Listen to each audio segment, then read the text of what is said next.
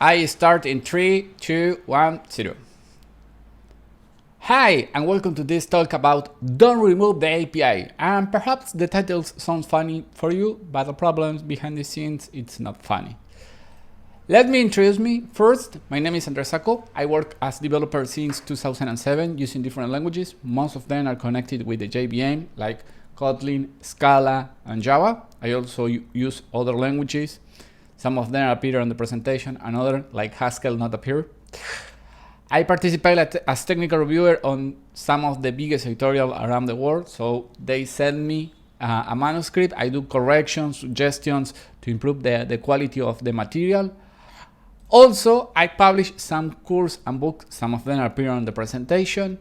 And last, I participate as speaker on different conferences. You have my contact information on the presentation, my LinkedIn, my email, my GitHub. So if you have any doubts, any question after this presentation, please contact me by LinkedIn, my email. I will try to help you as soon as possible. So let's start with the context of our problem. We have an old microservices that you want to deprecate or migrate to a new microservices. So this is the context of the problem. You don't have the information about which are the consumer of your microservices. You provide a series of endpoints, but you don't know who are the consumers. An external client, internal client on the company, you don't know. So you have a problem here. The second problem is, okay, I will create a new microservices that solve most of the problem that these microservices have. But I don't have a team with a lot of expertise that could maintain at the same time both microservices, the new one and the old one, because imply many things. It's difficult to analyze or measure the impact of the changes. So I don't know what is the idea of these microservices. If I need to introduce a modification, perhaps takes me, 2 weeks. And it's a small change on a configuration. And the main problem is because it's too big. It's difficult to maintain. And the last one is the first time that your team do a migration. So it's something that you need to consider. It's a challenge for your team to do the migration or the deprecation process of that microservices that have a lot of problems. So why a migration could fail? Why the deprecation or the migration to a new microservices could fail at some point? You don't have a plan. You don't have the steps. Okay, first I need to do this. Second, I need to do this. I don't have the order or the things. What is more important? Create the new microservices? Communicate with your consumer? I don't know. I don't have a plan. You don't have a good communication with your consumers. You don't tell to your consumers, okay, I will deprecate these microservices because have a lot of problems. It's the new microservices or the new version of the microservices have more improvements, whatever. You don't have the communication process with your consumers. And the last problem, you have a bad strategy to do the migration. How you want to tackle the problem of the migration? Which are the steps? So all of these things are problems that could appear during the process of the migration. And what is the impact of not have a plan? What is the main problem of this? First one, you have a high risk of failure. If you don't know which are the steps, which things you need to do the migration or the deprecation process, you don't know if you do everything. You don't have a checklist. Okay, I first need to do this. Second, I need to do. So at some point you will lose the goal or the objective of the migration. You don't have the definition of the steps, these checks or the steps on a plan or checklist. You don't have the responsible of each part of the process. Okay, who is really responsible to communicate with the different consumers? Who is the responsible to create the new microservices, who is the responsible to create the documentation. All of these things need to have a responsible. Could be the same person, but you don't define this. And the next problem is how I can measure the advance. Okay, how I know if the all microservices is not used for all the consumers, which is the advance on each week, month, or year of the deprecation process. I don't know. And this is something that most of the people don't put attention, is what happens if something bad happened during this process of the deprecation. I don't know, I not write the documentation in a good way, I miss to communicate with the consumers, something is wrong on the new version of the microservices. What imply about communication? Not communicate with the consumers about the idea of the goal of the plan. It's not like, okay, in 2 weeks or in 2 months we will deprecate the old microservices because have a lot of problems. Please try to do the migration. All of these things are not considered or don't send with enough time to do it. You don't define the deadline. Here is the main problem. It's like you have 2 months to do the migration. Oh no, take your time, do when you have less work to do, it's not relevant. No, you need to define a deadline. It's so important that you need to define a deadline for the consumers. Not track or not have meetings with the consumers to analyze the problems during the migration, the advance, and what happened with perhaps some bad things on the documentation. And the last one is not documenting the process. Okay, instead to send a link to do the migration, it's like, oh, it's simple, just use this Swagger and everything is here. No, please explain if some URL change the name, or you need to add extra parameters, or you need to think many things to do it. And what imply about the strategy here? Set unrealistic expectation. As in the next week, all the consumer will do the migration. No, it's not possible. Create a microservices with a wrong approach is not take in consideration all the problems that the old version of the microservices have. Choose a wrong stack of technology. Instead to use the technologies that most of the developers on your team knows, perhaps you use a new technology, but any of the developers on your team don't have the knowledge. So perhaps you will introduce a lot of problems on the performance, on the code quality. Not checking if both microservices work at the same. What happens if only do the migration, but the endpoints will more or less do the same? Okay, I need to check what happened with the old microservices and what happened with the new one. Both of them work at the same or not? And what happened if on the old microservices continue receiving requests? All of these things are problems that could appear during the process of the migration.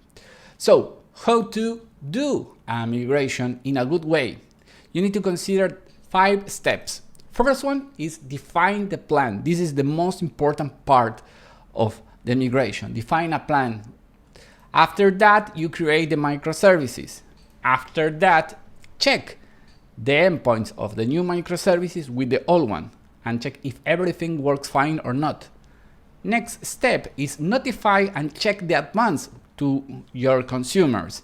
Okay, I notify that we will deprecate some endpoint or the entire microservices. Please do the migration. And the last step, and the most important, is deprecate the all microservices. So the first and the last are the most relevant part of the entire process. Okay, define a plan to the migration. Which things you need to consider in a plan, or which things you need to put attention or define in a plan. First one, the goal, the objective of your plan.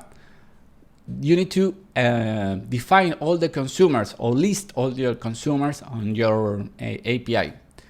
Define different type of deadlines, which is the strategy of rollout or deprecation, who are the responsibles of each part of the process, the communication, which tools you will use during this process of deprecation, how you will check the advancer or the measure the advance of this deprecation process, and the last one is how you will deprecate the all microservices. So let's go in deep on each of these part of the plan. First one is define a goal, and here is a phrase of Martin Fowler, which I totally agree. Is if you do a big bang rewrite, you rewrite the entire microservices.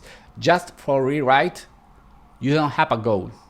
Imagine that you send to your consumers and say, oh, we will deprecate my microservices because we will use a new version of Java because we like it.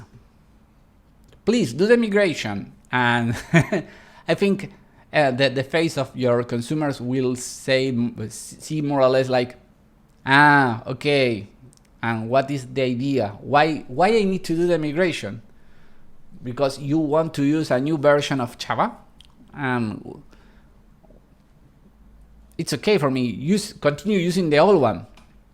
So it's relevant that you define a goal. Okay, we want to do the migration or the deprecation, the old version of the microservices because we improve the performance.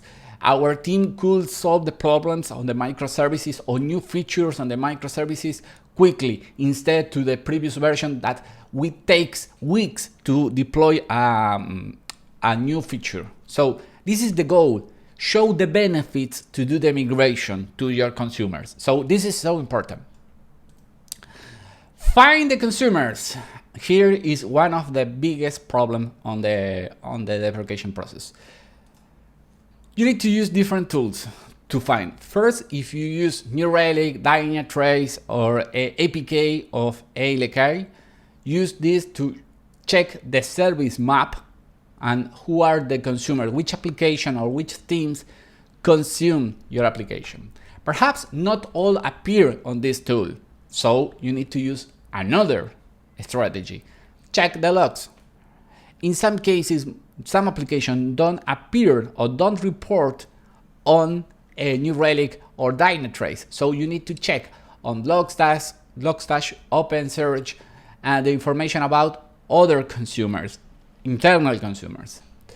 And the last is, okay, use tools like Notion, Confluence, emails, whatever that you have in your company to find a list of the consumers. This is especially useful when you have external consumers, because the external consumers not appear on the logs, or the name of the consumer not appear on the logs, or not appear on the tools like New Relic.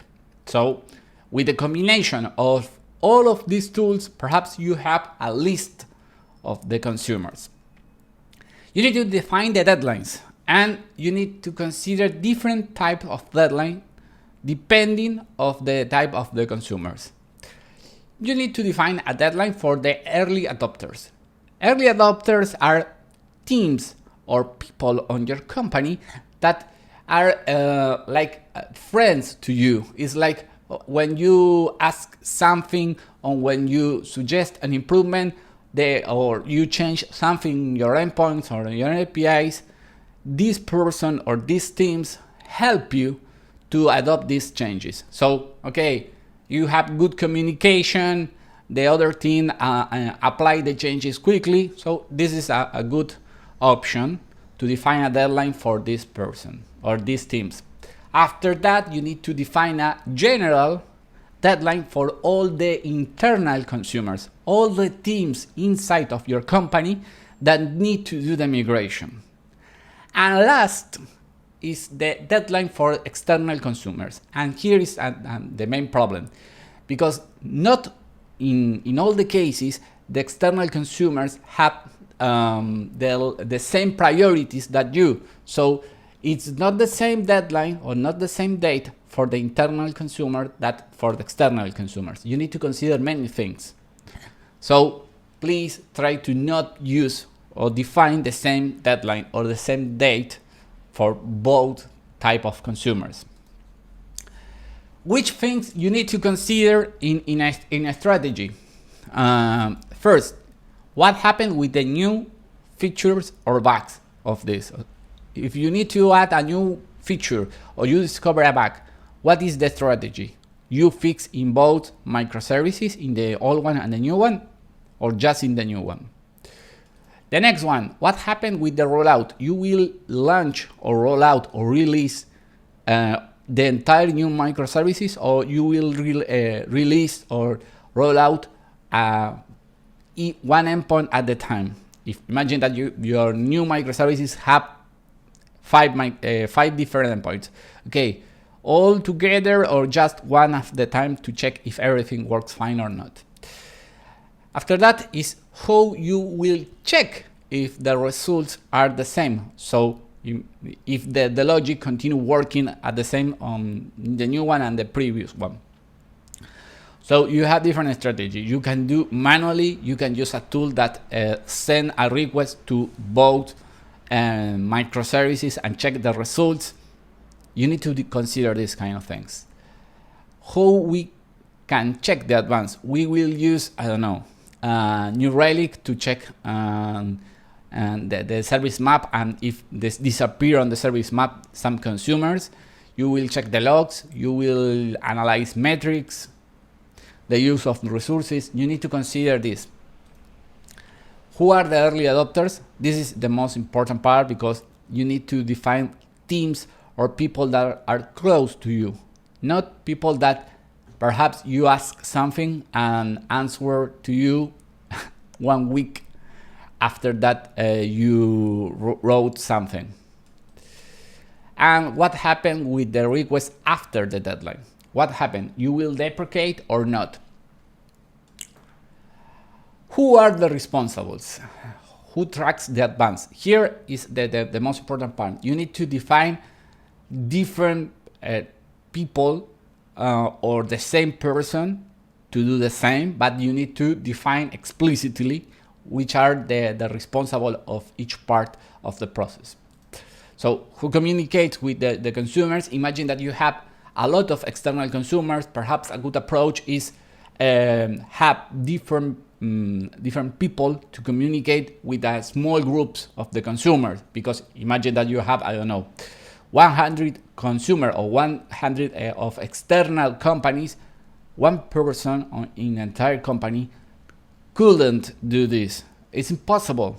So you need to split in the small group. It's an option.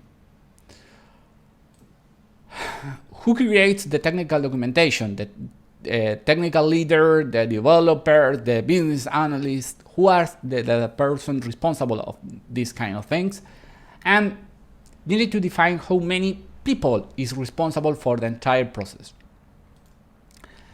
Define the communication methods. Here is one of the biggest problems. Not all your consumers use the same methods to communicate. Some of them use, for example, Slack, other email, others a phone call or a meeting on Slack on Teams, whatever. You need to define on your list which is the preferred method to communicate with each group. So for the internal communication or in these teams, they prefer to use Slack. This company prefer a phone call. You need to define like a document with the list of the consumers and the different communication methods. How you can track the advance, how you can measure the advance of this. You need to define the frequency to analyze or check the advance. Once in a week, once in a month, each quarter. You need to define the frequency and communicate the frequency to check to all your consumers. who is the responsible of this analyze these metrics or check if everything works fine? Could be the same person that communicate with the consumers, could be another person. It's your choose your destiny on this part. And you need to define the tools and the strategy to do. Perhaps you can use logs or a New Relic or whatever that you want to have metrics about the use of the old microservices and the new one. Define the deprecation process. Okay, here is one of the key points. How will we will deprecate the old microservices? First, I suggest to send a notification to your consumer saying an email like, okay, the next week, the next month, we will deprecate following our schema or our deadlines, we will deprecate. Start to throw exception on the not used endpoints. Perhaps not all your consumers use all the endpoints. Some consumers perhaps use one endpoint of the entire microservices. So when they do the migration, this endpoint perhaps not receive requests for a long time. So a good alternative is say, okay, I will deprecate it. I will throw an exception on this endpoint and the others continue working.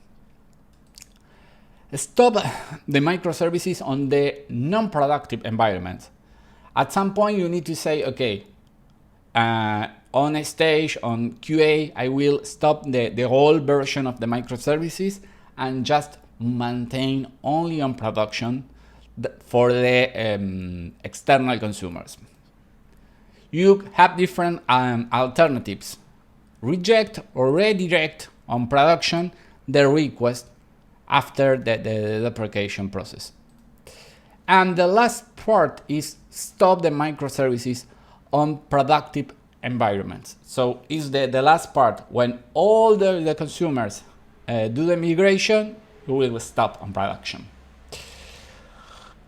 Okay, create and check the microservices. First, you need to analyze and check or create the new microservices. Okay, I will analyze the endpoints, I will analyze the request and the response, and I will create the new microservices. This part is after the definition of the plan. After that, I will validate if the new endpoints and the old endpoints works as the same. Of course, considering the performance issues and many other things. But I send the same request and I will obtain more or less the same response. After that, I document how the different consumers need to do the migration. Okay, the newer URL is this one, and the request is this one, and the response is this one. This for all the endpoints. And after that, you deploy or roll out the new version of the microservices. The next step, okay, I define the plan, I have the microservices, so I need to communicate that the new microservices exist and the different consumers need to do the migration.